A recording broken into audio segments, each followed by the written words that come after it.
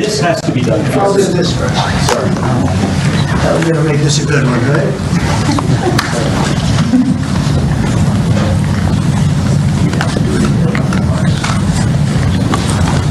Okay, it's good so far. Good. It's a 10.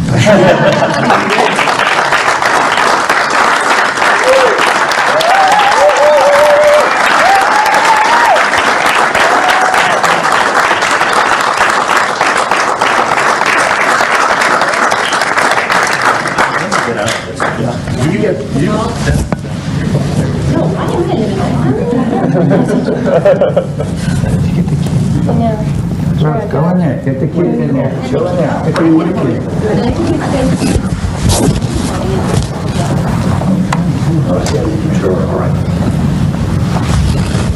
Over here, please.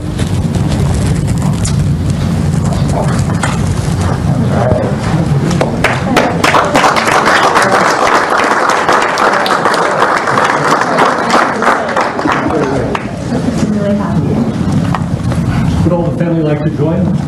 Yeah, sure.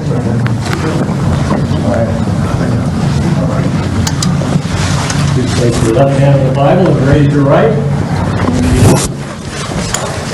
I, Robert F. Kennedy, Jr., I, Robert F. Kennedy Jr., do solemnly swear do solemnly swear that I will support and defend that I will support and defend the Constitution of the United the States Constitution of the United States against all enemies, against all enemies, foreign and domestic, foreign and domestic, that I will bear true faith and allegiance to the same, that I will bear true faith and allegiance to the same, that I take this obligation freely, that I take this obligation freely without any mental reservation without any mental reservation or purpose of evasion, or purpose of evasion, and that I will well and faithfully discharge and that I will well and faithfully discharge the duties of the office the duties of the office on which I am about to enter.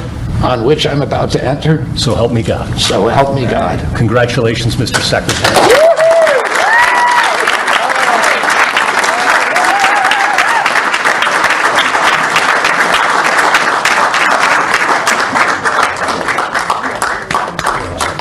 I like the liturgy. Oh, Bobby. I want to begin by thanking President Trump for giving me this extraordinary opportunity, and I want to introduce my family and thank them for being here. My wife Cheryl, my cousin Anthony Shriver, my daughter Kik, my other daughter Kira, Catalina Shriver, Joey Shriver, Jackson Hines, and Amaryllis Kennedy. Oh, and I want to thank all of you for your support and throughout this whole 2.5-year journey. My first time in this Oval Office was in 1961, and I came here to meet or 1962. I came here and I had a meeting with my uncle, who was president then, where we talked about the environment. He was involved deeply, as we all know, in restoring physical fitness in this country.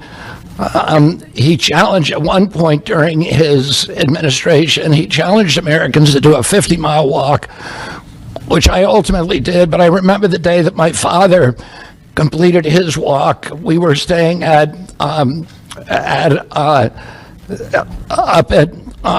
Camp David. And my father came in after 18 hours walking on the C&O towpath with his feet bleeding and blisters on them. My father had one of his best friends was Al Lowenstein. And Al Lowenstein ultimately was a congressman from New York who was assassinated himself in 1980. But Al Lowenstein had started the Dump Johnson movement to get rid of President Johnson and end the Vietnam War. And at the time that he started it, people just thought it was a fool's errand. And ultimately, he asked my father to run for president against Johnson. My father wouldn't do it at that time, and he asked Gene McCarthy. McCarthy did it, and he joined that campaign. And my father ultimately ran, and Johnson then dropped out. So Al Lowenstein succeeded. And although Al Lowenstein was on the other side now, running against my father with Gene McCarthy, my father wrote him a note, a quote from Emerson, where he said, if a single man plant himself firmly on his own ideal and there abide, the whole wide world will come round to him.